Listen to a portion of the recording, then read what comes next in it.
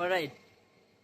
তো ইনস্টাগ্রামে কয়েকদিন থেকে আমি একটা ভিডিও দেখছি, এমএস শহীদুলের সাথে দানেশ জানের তুলনা করা হয়েছে। তো আমি দানেশ জানেরই ফ্যান, তো এমএস শহীদুলের আমি ফ্যান না। তাও আমি সম্মান করবো না কেন, সম্মান করব। তো এমএস শহীদুল, তোকে একটা কথা বলি, বাপ কোনোদিন বেটা হয় না আর মা কোনোদিন বউ হয় না। তো বাপের জায়গায় বাপকেই থাকতে দে, আর বেটার জায়গায় বেটা হয়েই থাক। তোর থেকে কত বড় বড় বালছিরা দানের জানের আশেপাশেও আসতে পারেনি, আর আশা করছি পারবেও না। আর ওর যা ফ্যামরো আর্মি, ওর ফ্যামরো আর্মিতে জয়জনেই আছে কি না? তোকে দানেশ জান তো দূরে থাক, তোকে দানেশ জানের নিচেকার বা থাক, বাকিটা বললাম না, যাদের বুদ্ধি আছে তারা ঠিকই বুঝে নিবে। তো দানে দানের জায়গায় আসতে যাস না, অনেক বড় তুফান চলে আসবে।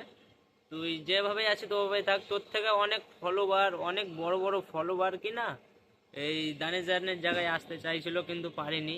দানেশ জান ওই আলাদা টাইপের, আর 6 বছর মৃত্যুর, তুই যদি মরে যাস কি না, তাইলে খুব জোর 1 মাস মতন তোকে মনে রাখবে।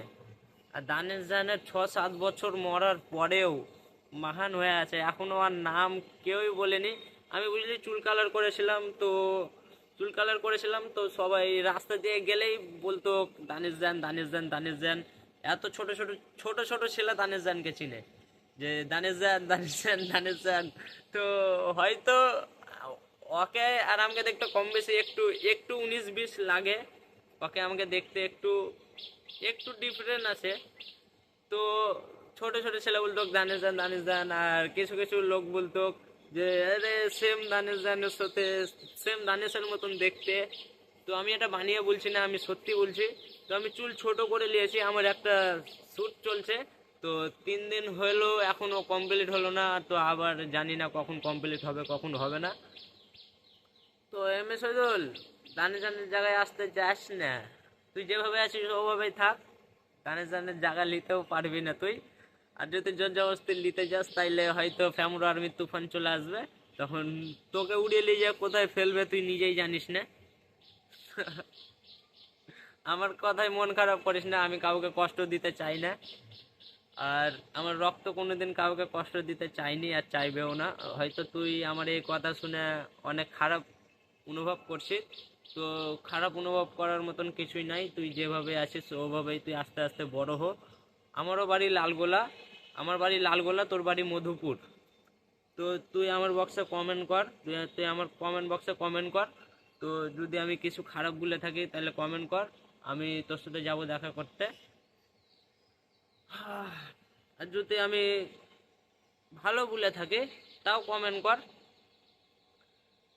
তো ঝামেলা ফামেলা ঝামেলা করে লাভ নেই, বুঝলি? তুইও মানুষ, আমরাও মানুষ। তুই মেহনত করে অদূর গেলছিস, একদিন অন্য কেউ যাবে, আমি যাব। তো দানে জানকেই রাখতে দে, তোর জায়গাতে তুই থাক।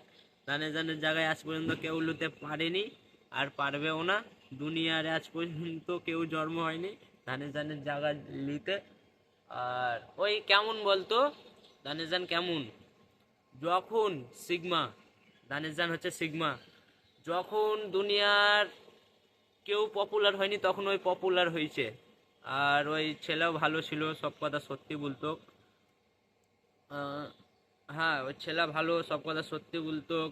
আবার সবারই হেল্প করতো, কাউকে কোনদিন কষ্ট দিয়ে কথা বলেনি। কষ্ট দিয়ে কথা বললেও সরি বলেছে। ওই ছেলেটা অনেক ভালো। আর ওর সাথে যদি আমার তুলনা করা হয়, আমিও ভালো, কিন্তু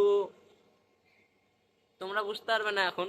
যখন আমার যখন আমি আগে বাড়বো, আমি বড় হব, বড় বলতে কি, এই আমার ইউটিউব চ্যানেল গ্রো হবে, আমার ইনস্টাগ্রাম গ্রো হবে, তখন তোমরা বুঝতে পারবে আমি ভালো কি খারাপ। তো অ্যাকচুয়ালি আমি খারাপ না। আর কিছু লোক, বুঝলা, কিছু লোক, আমি যতটা জানি না তার থেকে আমার থেকে বেশি ওরা জানে আমি কেমন। তো ওইসব লোকের কাছ থেকে তোমরা দূরে থাকো। ওইসব লোক তোমরাকে কোনদিন সাথ দিবে না আগে বাড়ার লেগে। তো এম এস শহীদুল, যদি আমি কোনো ভুল করে থাকি তাহলে আমাকে ক্ষমা করে দিস। আর দানেশ জান তো দানেশ জানই আছে, ওর নাম কেউ চেঞ্জ করতে পারবে না। সো আই, তো যারা আমার ইউটিউবে নতুন তো তোমরা সাবস্ক্রাইব করে যাবা আর ফ্যামিলি আর্মি জয়েন করে নিবা।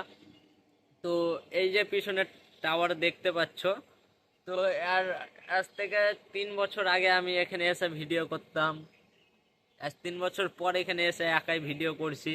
তো আমি কালও একাই ছিলাম, আজও একাই আছি, আর সারা জীবন একাই থাকবো।